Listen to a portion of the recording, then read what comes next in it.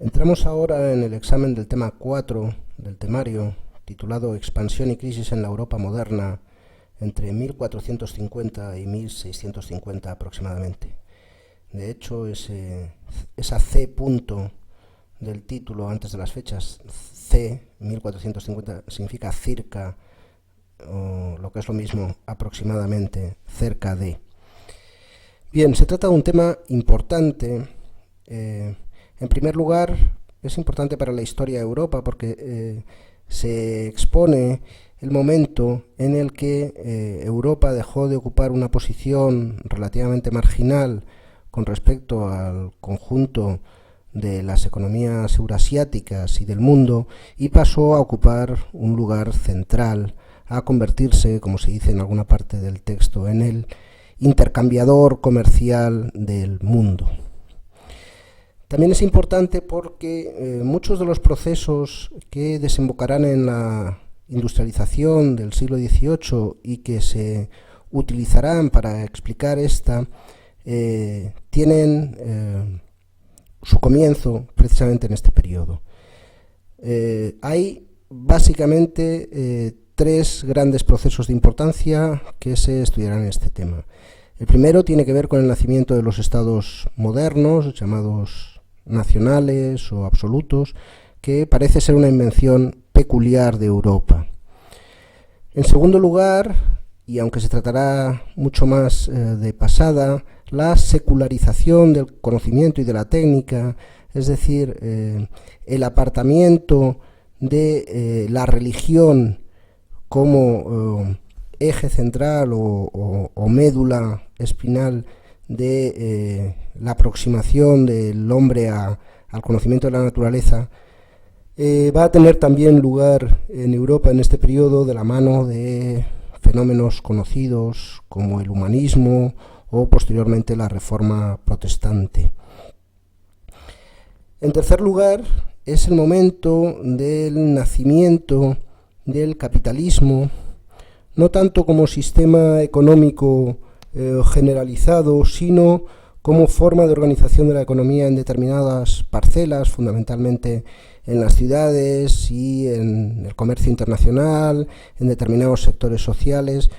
Un capitalismo que denominamos como comercial, precisamente por el predominio de los comerciantes y del capital generado en esta esfera, y que, sin extenderse aún a toda la sociedad, que sigue siendo predominantemente feudal, va a ir introduciendo elementos de transformación que constituirán requisitos importantes para la industrialización del siglo XVIII. En este sentido, se trata de un tema largo, en el que se tratan una gama de temas amplio, temas de agricultura, de comercio, de técnica, algo de demografía, cambios institucionales, relaciones internacionales, que exige cierto esfuerzo en su asimilación. Se va a explicar también la importancia de la crisis del siglo XVII tras la expansión del siglo XVI, pero que, insistimos, es importante asentar bien la comprensión de estos procesos para posteriormente poder entender como es debido los desarrollos del futuro. El primer apartado de este tema está destinado a explicar cómo se produce el cambio del papel de Europa en el mundo, por así decirlo, cómo pasamos del mapa 3.6, que nos mostraba los grandes circuitos comerciales, los 8 grandes circuitos comerciales de finales del siglo XIII, de finales de la Edad Media, en los cuales Europa ocupaba un papel marginal, con un circuito interno que unía las zonas centrales y del norte de Europa y otro circuito algo más amplio en el Mediterráneo que conectaba con los grandes circuitos eurasiáticos. Al mapa 4.1, la segunda parte correspondiente a los tráficos de Europa en el mundo en 1755,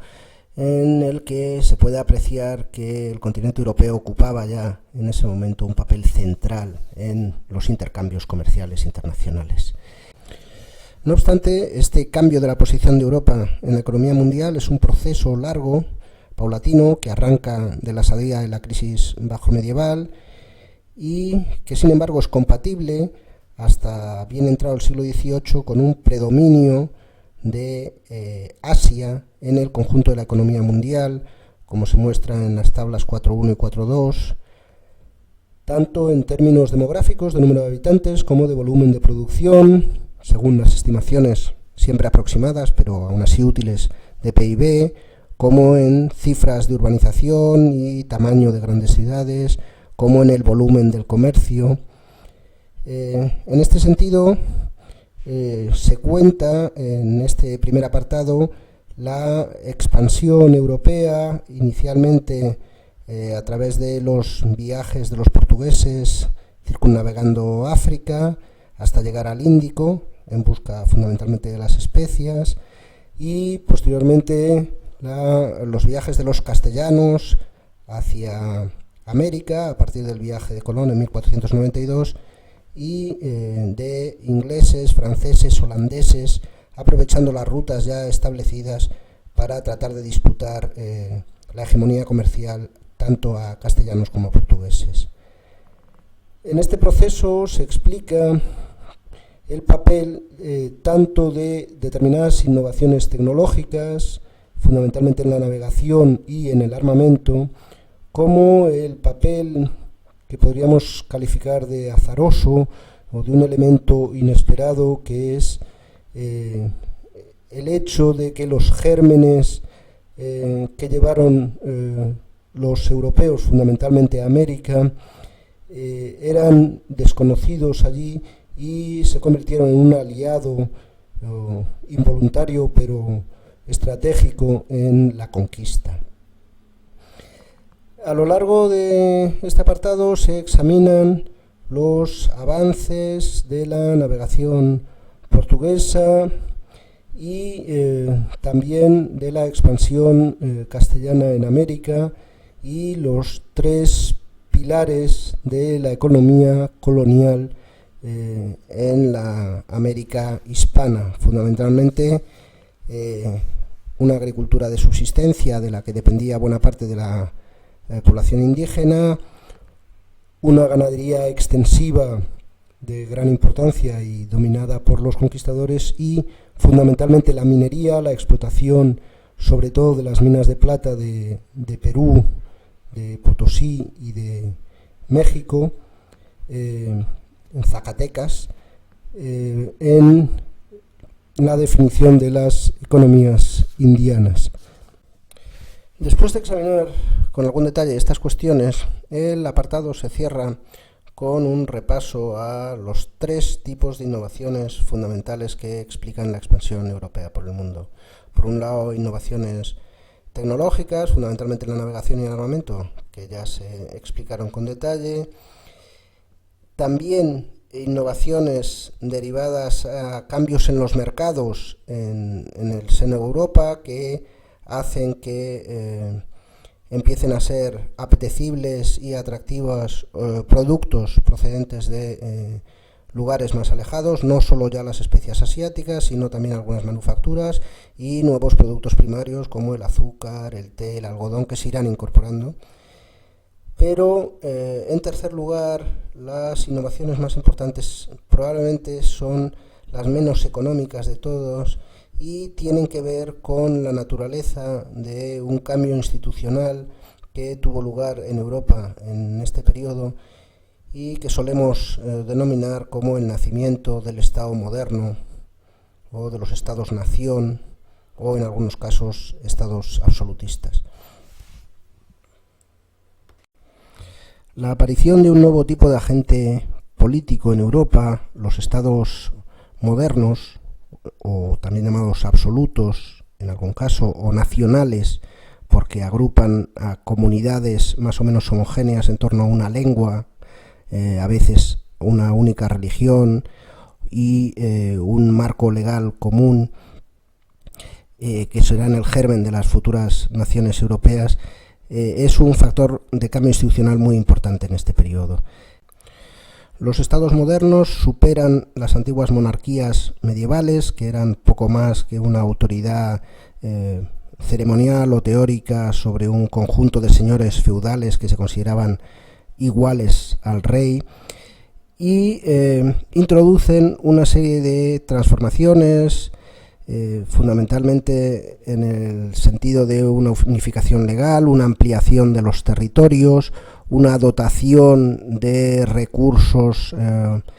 que refuerzan el poder del Estado, fundamentalmente recursos militares, también una burocracia.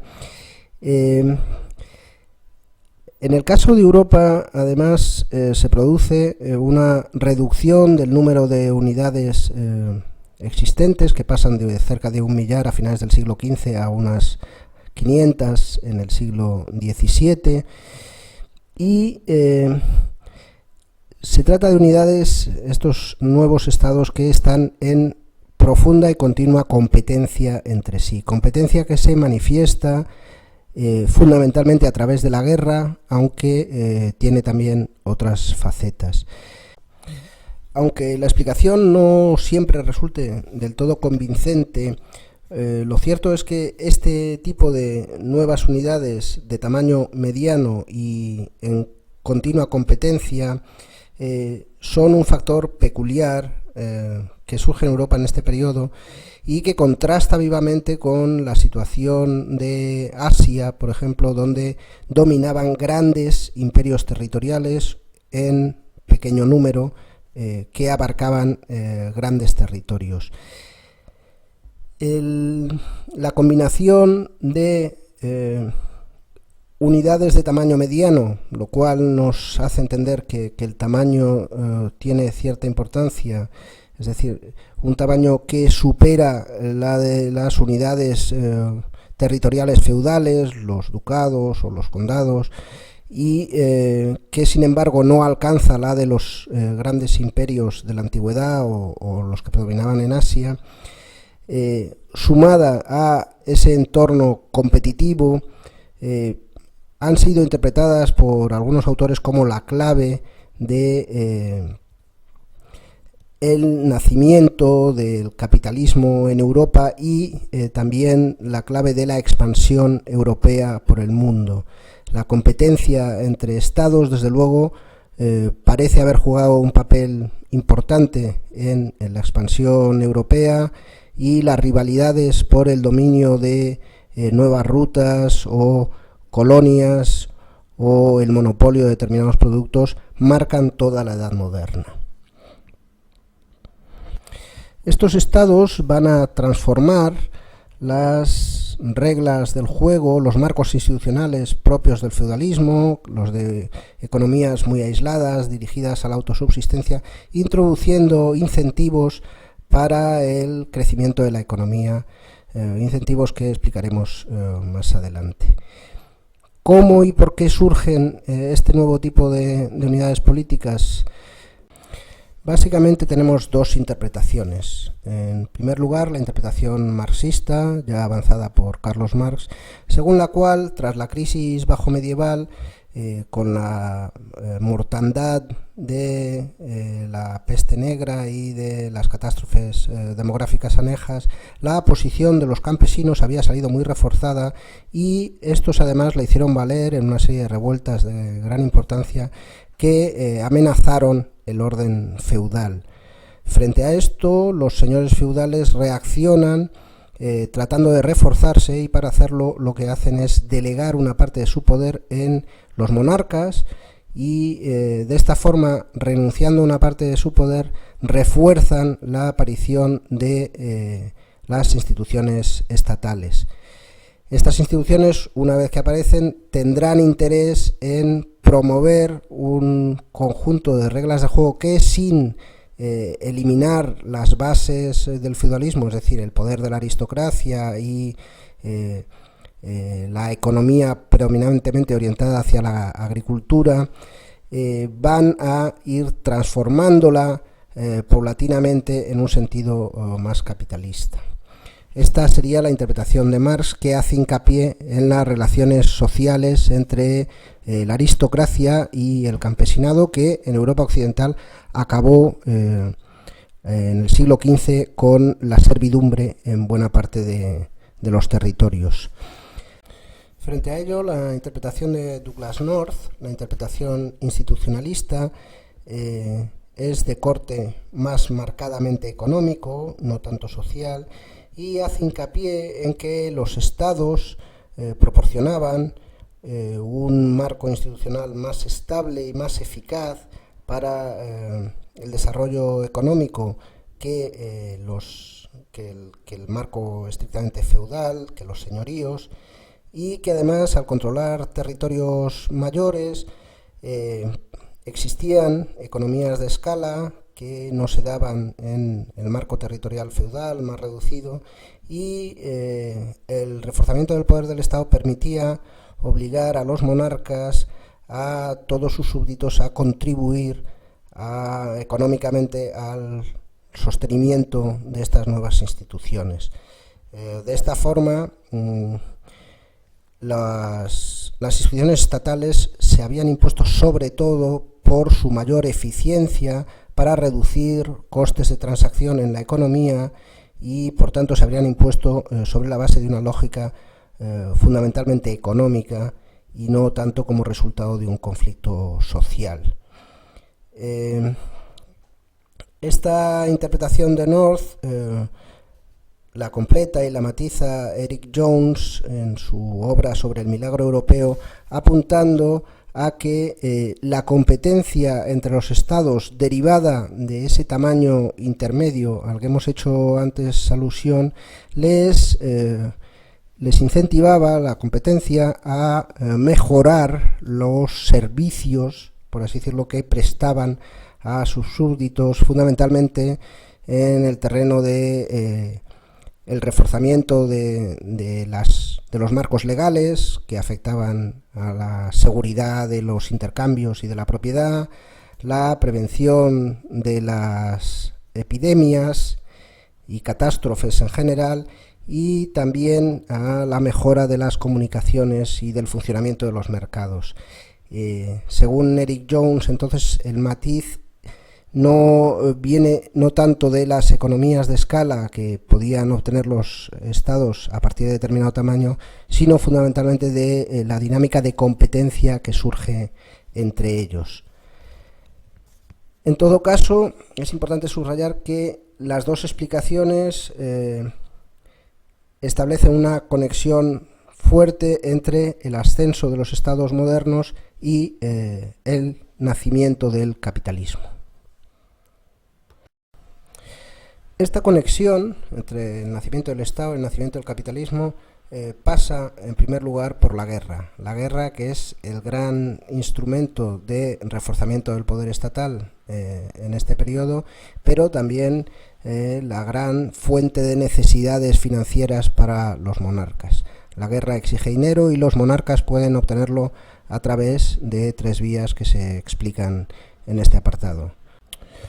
O bien su patrimonio, que era la forma habitual de obtener recursos de los monarcas medievales, sus propias tierras, sus propios siervos, sus derechos sobre su suelo, pero este se reveló muy pronto insuficiente. La segunda vía, la más fructífera, era la imposición, los impuestos, y fundamentalmente se van a dirigir a impuestos sobre el consumo y el comercio, porque de lo contrario hubieran tenido que situarse sobre la fuente principal de la riqueza, que era la tierra y la producción agraria, lo cual indirectamente hubiera perjudicado los ingresos de las clases dominantes, fundamentalmente de la nobleza y el alto clero. Y en tercer lugar, la tercera fuente de financiación era la deuda. Pues bien, a través de estas tres fuentes de financiación, pero fundamentalmente de los impuestos y de la deuda pública o deuda estatal, deuda de las monarquías, tanto sea a corto plazo con banqueros o consolidada, se van a introducir una serie de incentivos a las transformaciones en la economía. La exigencia de impuestos estimula la monetización de la economía, es decir, la introducción y difusión de la moneda en los intercambios cotidianos, impulsa a los campesinos y a los artesanos a vender sus productos en el mercado y obtener ingresos en dinero, porque entre otras cosas los propietarios de la tierra les exigen cada vez más pagos en dinero y los impuestos se cobran en esa forma. Como buena parte de los impuestos se recaudaban sobre los tráficos y los intercambios, hay un incentivo fuerte también para el fomento y la protección de los espacios donde tenían lugar los mercados, fundamentalmente las ferias de periodicidad más amplia, semestral o anual, y los mercados normalmente semanales, y en todos los casos protegidos por la autoridad pública con privilegios especiales, vigilancia y en algunos casos unificación de pesos y medida o instauración de instituciones peculiares propias para regular estos mercados. También se crean incentivos para el estímulo al comercio internacional y la expansión colonial, que son fuentes importantes de ingresos para las monarquías, y como resultado fundamentalmente de las necesidades de endeudamiento, se va a producir también un reforzamiento del poder de negociación de los sectores que podían prestar a los reyes, que son fundamentalmente comerciantes o financieros, de origen o de características burguesas, viven en las ciudades, no dependen de la renta de la tierra, tienen otros horizontes culturales y sociales muy distintos a los de la nobleza. Estos sectores van a salir reforzados de las necesidades de financiación de la monarquía. En algunos casos ese reforzamiento se concreta incluso en fórmulas de representación política a través de los parlamentos, cortes, estados generales, denominados de distintas formas, en los que estos sectores burgueses obtienen representación política y también cierta capacidad para intervenir en las decisiones políticas de los monarcas, incluyendo las de protección o fomento de las actividades en las que estos sectores obtenían sus rentas. De esta forma, buena parte de los estados modernos irán adoptando una serie de políticas y prácticas económicas que se han englobado bajo el nombre de mercantilismo y que en realidad representan el avance de lo que hemos llamado el capitalismo comercial, aunque insistimos que se produce en un contexto que aún es predominantemente feudal y agrario, ¿no? Que sin embargo estos cambios, estas transformaciones del marco institucional van a ir haciendo evolucionar hacia formas más capitalistas. El mercantilismo es un concepto debatido que a algunos historiadores económicos no les gusta mucho porque sostienen con razón que engloba un conjunto de prácticas y doctrinas muy dispares que no constituyen un cuerpo homogéneo de pensamiento. En todo caso, hay tres características peculiares del mercantilismo que se tratan en un recuadro que, aunque breve, es importante en este tema. El mercantilismo es un tema clásico en todos los manuales de historia económica. Tres rasgos que son fundamentalmente el hecho de que buena parte de las políticas y doctrinas mercantilistas representan la aplicación a escala estatal de ideas y políticas que ya se habían llevado a cabo en las ciudades medievales, solo que ahora se amplían en su escala. En segundo lugar, el hecho de que el objetivo fundamental de las políticas mercantilistas es solo secundariamente económico y de forma primaria es sobre todo político, es el reforzamiento del poder de los estados. Y como tercer rasgo, el hecho de que el comercio, y de ahí la denominación de mercantilismo, va a ocupar un lugar fundamental en las preocupaciones y en las políticas mercantilistas, porque se considera que las economías mundiales, las economías incluso estatales en Europa, constituyen lo que se denomina un juego de suma cero, es decir, un tipo de situación en la cual las ganancias de unos agentes tienen que corresponder necesariamente a pérdidas de otros agentes, de tal forma que para conseguir el engrandecimiento de un Estado es necesario, por así decirlo, detraer recursos de los restantes. Este planteamiento cambiará posteriormente con el enfoque liberal de la economía en el siglo XVIII, a partir de Adam Smith, etcétera,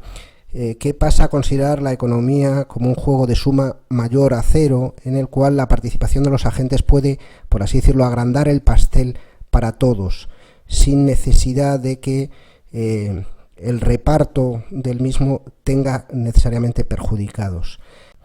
En este contexto, entonces, el comercio desempeña un papel central porque es, junto con la guerra, aquello que permite, a través de una balanza comercial favorable, obtener esos recursos, esa mayor parte de la tarta para un determinado país. Y a mejorar ese saldo comercial irán dedicados buena parte de las políticas mercantilistas. En el recuadro se detallan, quizá demasiado brevemente, los rasgos principales y algunos ejemplos de estas políticas que también se recogen en el esquema. Se trata de políticas natalistas, por un lado, porque se considera que un aumento en el número de brazos es un aumento en los recursos para la guerra de un determinado reino. También el fomento de la agricultura, que sigue considerándose como la base de la economía, aunque muchas de las medidas adoptadas no sean eficaces porque se dirigen fundamentalmente a la regulación de los precios y las relaciones de mercado y no tanto a su liberalización. Mientras que el núcleo de las políticas mercantilistas estará dirigida a obtener una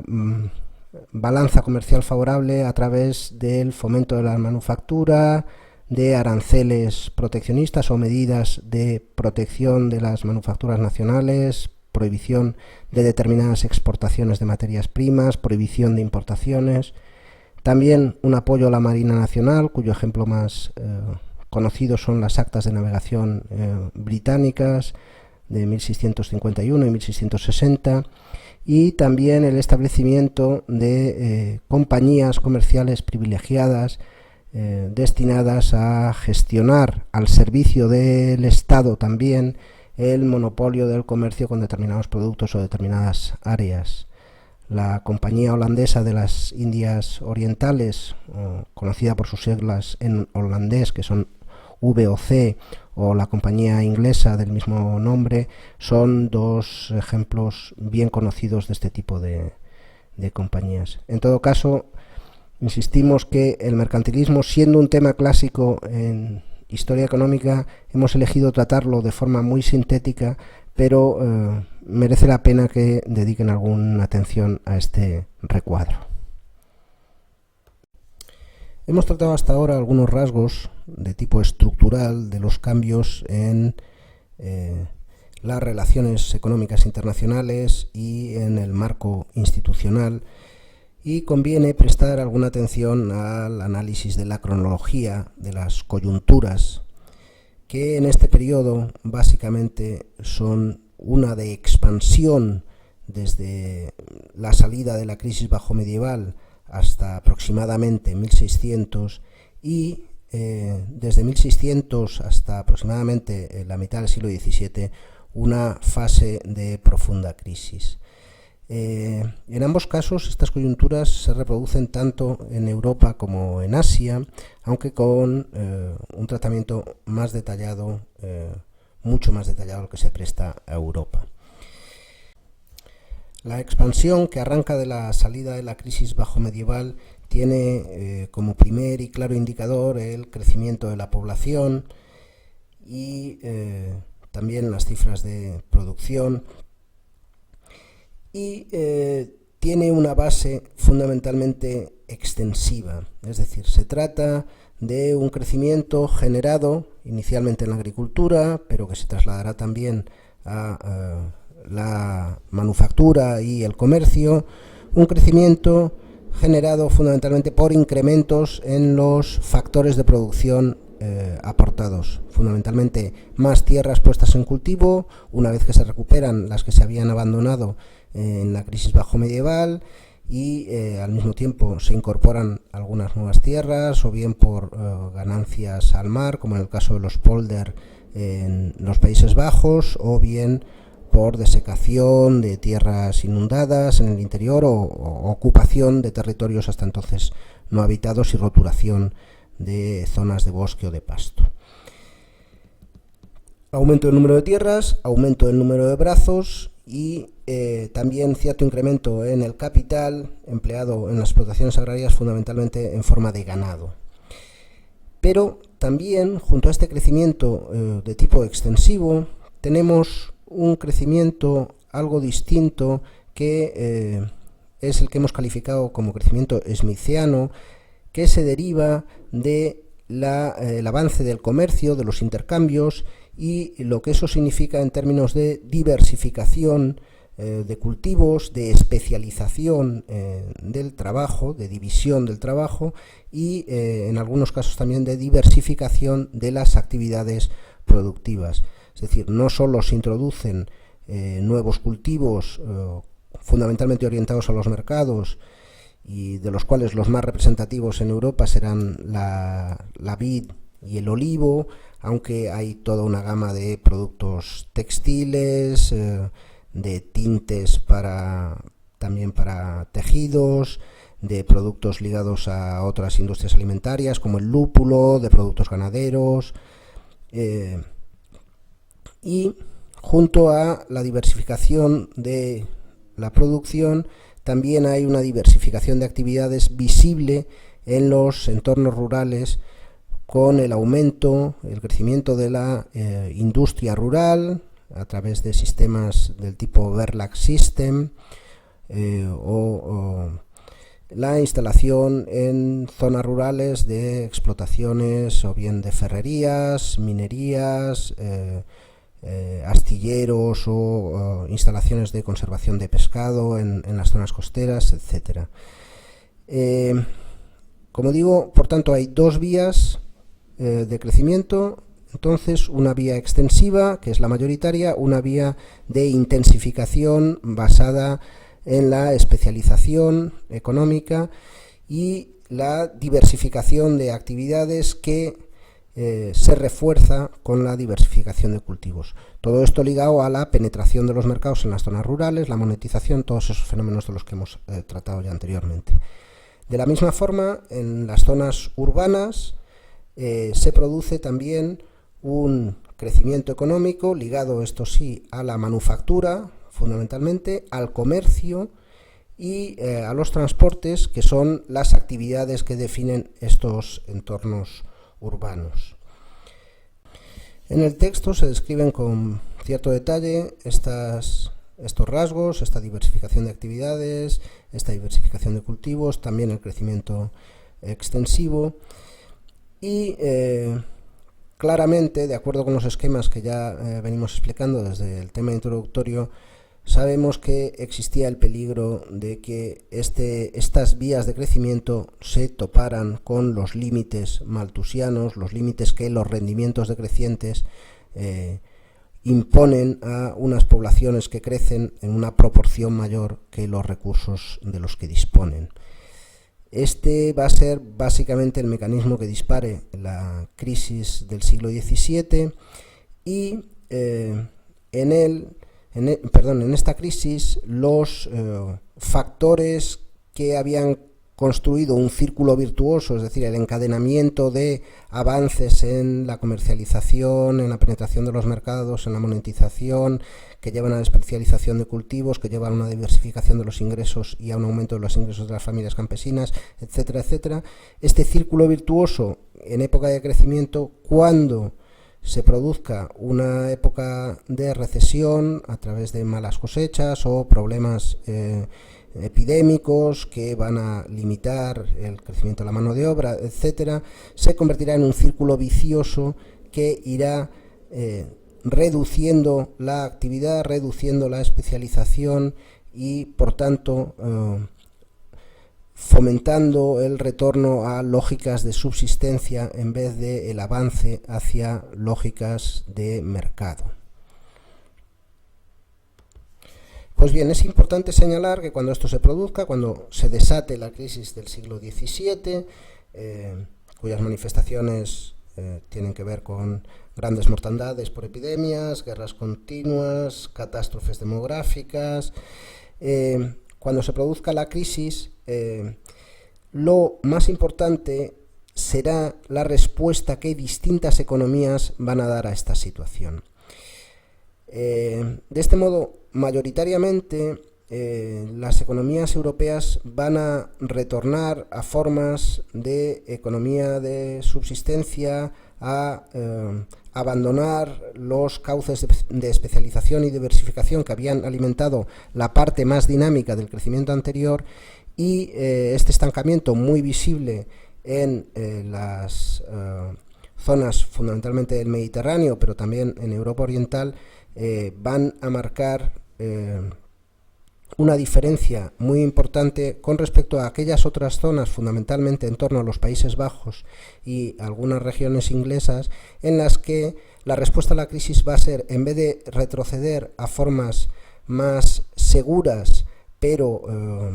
menos eficientes de organización económica, va a ser la de persistir en la especialización, en la diversificación, en la integración con las economías urbanas, y por tanto estas van a ser las zonas que